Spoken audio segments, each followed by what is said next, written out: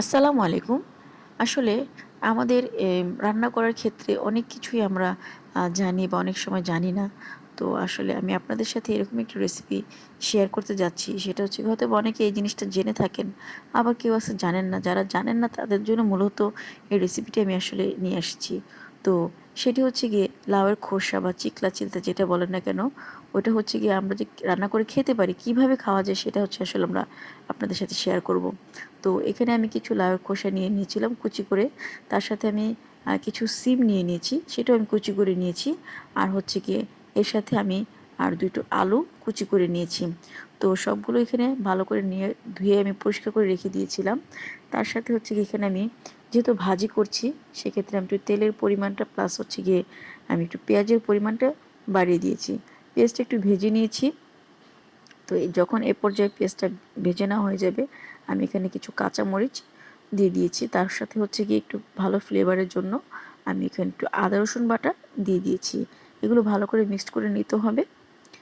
তারপর হচ্ছে কালারের জন্য, কারণ ভাজিতে জাস্ট অত বেশি না, তরকারির মতো না, জাস্ট হালকা কালারের জন্য একটু আমি এখানে হলুদের গুঁড়ো ইউজ করছি। তারপর ভালো করে এখানে সব মিক্সড করে নিয়েছি।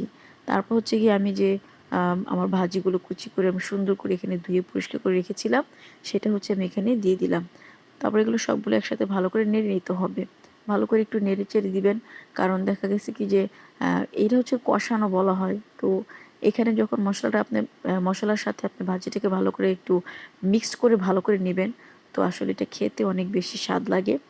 তো আমি একটু ঢেকে দিয়েছিলাম সেদ্ধ হওয়ার জন্য। পরবর্তীতে এর মাঝে আমি কয়েকবার এখানে নেড়ে দিয়েছি, সেটা আমি আসলে দেখাইনি ভিডিওতে। তো দেখেন, ভাজিটা কিন্তু আমার খুব অল্প সময়ের মধ্যে কমপ্লিট হয়ে গিয়েছে। দেখেন, অনেকটা সফট হয়েছে, আমি সিদ্ধ হয়েছি, আমি এটা ট্রাই করেছি, সিদ্ধ হয়ে গিয়েছে।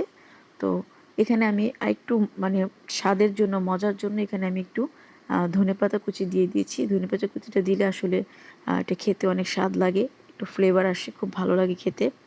তো এভাবে আপনারা লাউয়ের খোসাটাকে ফেলে না দিয়ে আপনারা খুব সহজেই এরকম বাড়িতে ভাজি করে খেতে পারেন। আসলে অনেক, আপনারা অবশ্যই ট্রাই করবেন। ট্রাই করলে বুঝতে পারবেন আসলে ভাজিটা খেতে কতটা অসাধারণ লাগে।